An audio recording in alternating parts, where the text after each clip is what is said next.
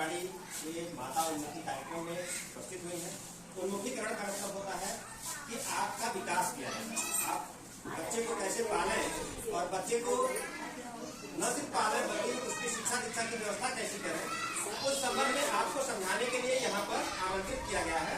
माताओं को बच्चों के पालने के लिए ऐसी व्यवस्था की है, कैसे वो अपने बच्चे को संभालें, इसके लिए यहाँ पर आपको बुलाया गया है। और बहुत ही महत्वपूर्ण होता है आंगनबाड़ी केंद्र। जैसे कि जिनके बच्चे अंग्रेजी मीडियम में स्कूल में प्राइवेट स्कूल में पढ़ते हैं, वहाँ आप देखते होंगे कि 3 साल तक वो पहले पढ़ते हैं, उसके बाद 1 में जाते हैं। ठीक है, पहले नर्सरी में पढ़ेंगे, फिर LKG में पढ़ेंगे, फिर UKG में पढ़ेंगे, तब 1 में जाएंगे। उसी तरह से सरकार की जो व्यवस्था है, सरकार की व्यवस्था में है कि 3 साल तक पहले वो आंगनबाड़ी में पढ़ेंगे, उसके बाद कक्षा 1 में एडमिशन करेंगे। और ये बहुत ही महत्वपूर्ण होता है। इसलिए महत्वपूर्ण होता है कि अगर बच्चा शुरू से जब आंगनबाड़ी में जाता है तो बैठना सीखता है, बोलना सीखता है, बच्चों से मेल मिलाप करना सीखता है, और उसके बाद वह धीरे धीरे कुछ शब्दों को भी सीख लेता है। और शब्दों को सीख जब लेता है तब फिर वो कक्षा 1 में 3 साल बाद जब जाता है तो वो बहुत ही परिपक्व हो जाता है, और उससे जो भी कहा जाता है वो आसानी से सीख लेता है।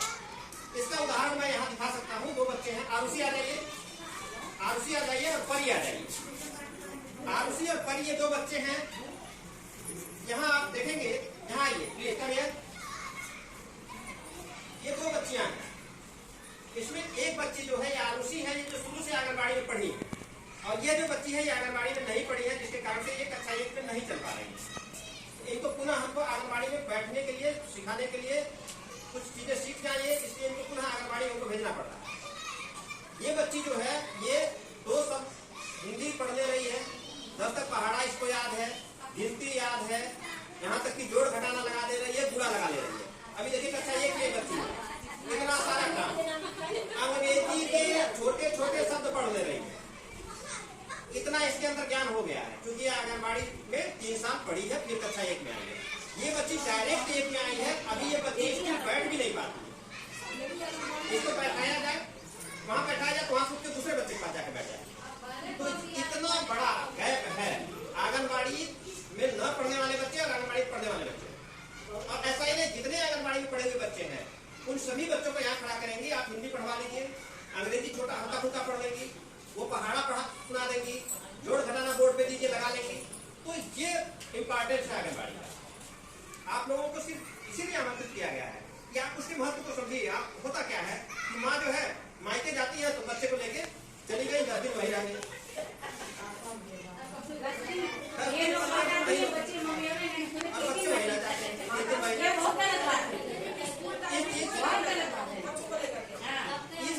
बचने की जरूरत है। और एक बात जान लीजिए, माता अगर सतर्क है, अगर माता सतर्क है तो उसका बच्चा निश्चित रूप से बड़ा आदमी बनेगा, बच्ची हो या बच्चा हो। अगर माँ सतर्क है तो उसका बच्चा एक बड़ा आदमी बनेगा भविष्य में जाकर। और जो भी लोग बड़े हैं, बड़े हैं, छोटे से बड़े हैं, उनके माता पिता उनके प्रति बहुत जागरूक रहे। तो आप लोग भी आगे से सतर्क हो जाइए। अपने बच्चों के लिए सपना तो देखिए कि मेरा बच्चा बड़ा होकर क्या करेगा। देखिए मैं बात कर रहा हूँ यहाँ, ये उनसे बात कर रही है, ये गड़बड़ी है। अगर आपको किसी काम के लिए बुलाया गया तो आप उसको सुनिए, उसको समझिए। नहीं समझेंगे तो आपके बच्चे का भविष्य वहीं का वहीं रह जाएगा। बच्चा आपका क्या बनेगा ये सपना आप देखिए। पहले आप सपना देखेंगी, फिर उसके बारे में बच्चों को बताएंगी, फिर बच्चे को उस हिसाब से पालेंगी, आपका बच्चा बड़ा आदमी बनेगा। तो जरूरत यह है कि आप लोग बच्चों को अच्छे से तैयार करके रोज सुबह आंगनबाड़ी केंद्र पर यहाँ भेजेंगी तो बच्चा अच्छे से पढ़ेगा, लिखेगा, सीखेगा, और एक दिन ऐसा आएगा कि आपको गर्व होगा कि हमने अपने बच्चे को अच्छी परवरिश दी है, जिसके कारण से हमारा बच्चा बड़ा अधिकारी बन गया है, बड़ा नेता बन गया है। कुछ नहीं बनेगा तो कम से कम अच्छा आदमी जरूर बन जाएगा। इसलिए आंगनबाड़ी केंद्र पर आप लोग बच्चों को जरूर भेजिए, जहां 2 उदाहरण मैंने आपके सामने प्रस्तुत किया। ठीक है, अब आंगनबाड़ी केंद्र में बच्चे सीखते क्या है, इन बातों को बताने के लिए हम आरती जी को आमंत्रित करते हैं। आरती जी बताएंगे कि कैसे कैसे बच्चे आंगनबाड़ी में सीखते हैं। आरती जी बताइए।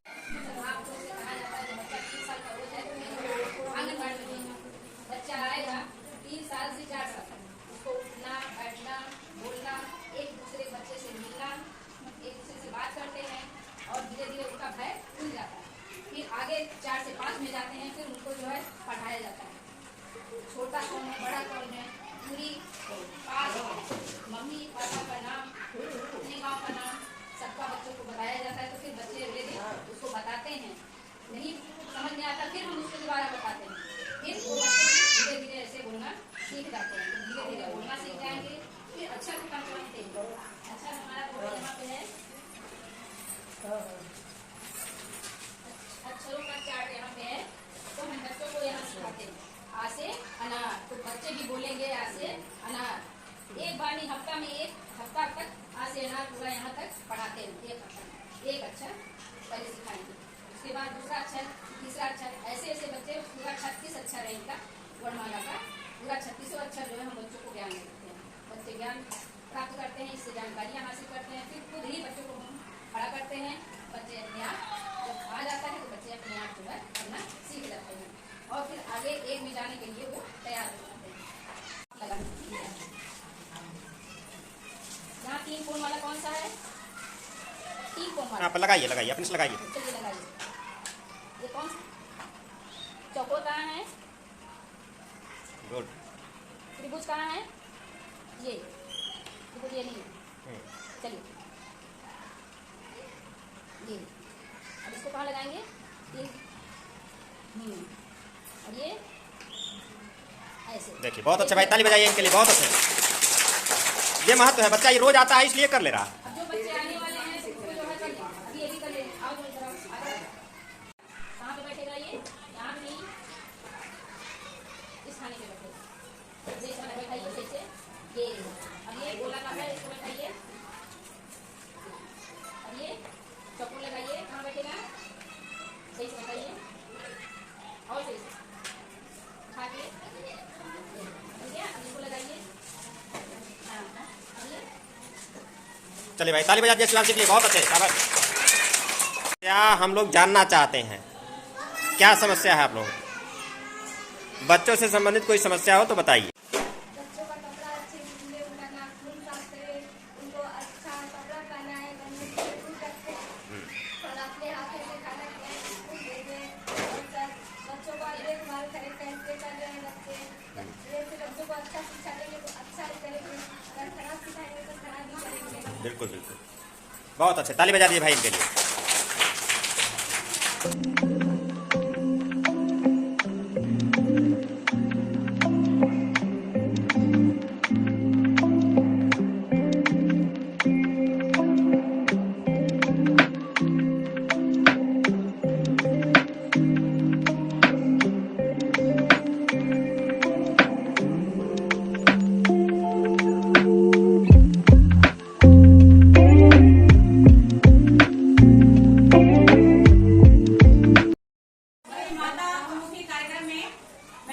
विद्यालय की प्रधानाध्यापिका होने के नाते आप सभी का हार्दिक अभिनंदन और स्वागत करती हूँ और साथ ही साथ आपको शुरू में धन्यवाद भी देती हूँ कि इतना समय आप काफी देर से यहाँ बैठे हुए हैं। लेकिन बस इतना सोचना है हमको कि जैसे हम यहाँ बैठे हुए हैं तो उसका कुछ फायदा हमें मिलना चाहिए। जो बच्चों के लिए या जो भी आपने अभी सुना साफ सफाई के बारे में ही, जो सारी चीजें आपको समझाई गई वो कहीं ना कहीं इससे हमसे जुड़ी होती है।